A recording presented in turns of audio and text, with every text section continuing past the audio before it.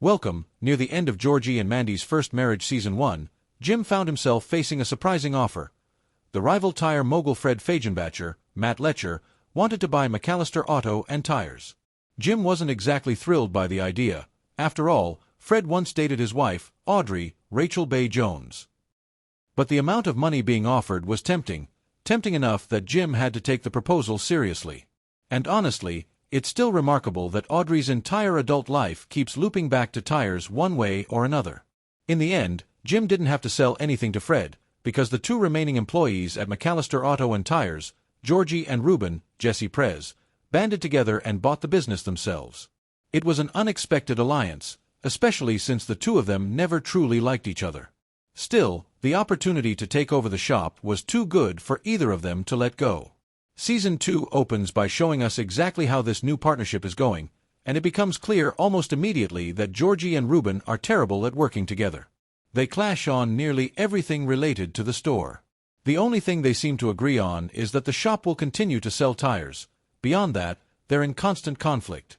Georgie wants to shake up their suppliers and announce bold new changes, while Ruben insists they should tread carefully so they don't damage existing relationships. Georgie dreams about borrowing more money to open new locations, while Ruben practically hyperventilates at the thought of getting deeper into debt. Their ability to communicate doesn't magically improve just because they signed the papers to co-own the business. From the start, their disagreements are so intense that the situation seems almost unmanageable. Georgie's ambitions are enormous. He imagines expanding the business around the world, beating out every competitor, and starring in over-the-top TV commercials as Dr. Tire. When Ruben asks where he fits into these grand plans, Georgie generously offers him the role of head nurse, a title that only highlights how differently they view the business. Both men want to lead, and both stand to lose everything if things go wrong. A tiebreaker and a big mistake quickly establishes the scale of their risk. Georgie and Ruben are $500,000 in debt. Considering the show is set in 1994, that would be around $1 million in today's money. Ruben poured in all his savings and borrowed what he couldn't cover from his grandmother. Georgie borrowed money from his mother, Mary, Zoe Perry, who took out a mortgage on the family home to help him. Neither man can afford to back out now. If the business collapses, the consequences will be devastating for both families. Because of this pressure, every decision they make about the shop feels loaded. Their opposing business philosophies harden even more under the weight of that much debt. Later on, they hit another roadblock when Georgie suggests they buy a computer to automate the shop's paperwork and inventory. In Georgie's mind, spending a little now could save them the cost of hiring extra help. Ruben, already overwhelmed by Georgie's constant big-picture ideas, refuses to consider such an expensive purchase. And in 1994, computers weren't cheap or common, so Ruben sees it as an unnecessary gamble. It's one more argument added to a growing list, and it becomes clear they need an outside mediator, preferably someone with experience running the shop and a big financial stake in whether or not they succeed. Meanwhile, away from all the drama, Jim is trying to settle into retirement. For the first time in decades, he sleeps in without an alarm. He tells Audrey he's finally going to tackle all the home projects he's been putting off.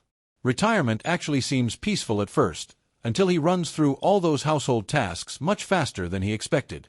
Suddenly, he has nothing to do, and boredom sets in hard. Watching game shows and day drinking can only fill so many hours, and attempts to spend time with Mandy fall flat because she isn't particularly interested in entertaining him. Part of the reason Jim retired was because he didn't want to end up like Georgie's dad, George Sr., Lance Barber, who died at work. But now that he's actually at home with no responsibilities, the stillness is driving him crazy. Eventually, Mandy gives in and agrees to help Jim work on his Mustang. That time together ends up being unexpectedly useful, because while they work, Jim learns about the growing problems between Georgie and Ruben. Even though he finally stepped away from the business, Jim feels compelled to return and help sort things out. He goes back to McAllister Auto and Tires to mediate, guiding Georgie and Ruben towards some sort of compromise. When he leaves the shop, Jim feels genuinely proud of himself. After feeling aimless for days, helping the boys makes him feel needed again. He walks away believing he's helped them reach an agreement and convinced they'll now work together more smoothly. But the moment Jim is gone, Georgie and Ruben start arguing again, this time about how to carry out the compromise Jim helped them establish. They can't even agree on the plan they supposedly agreed to. Later, after Georgie spends yet another long night at the shop, Mandy suggests a simple solution: flip a coin whenever they can't reach a decision. Ruben rejects that idea, calling it childish, but the two eventually settle on a different kind of tiebreaker, a foot race. Within minutes, the co-owners are sprinting through the streets of Medford, completely abandoning the shop while Jim ends up stranded after his Mustang breaks down in the heat. By the end of the day, Georgie's feet are torn up from running in work boots, but he still manages a proud smile. He may be injured and exhausted, but he won the race, and for now, that's enough.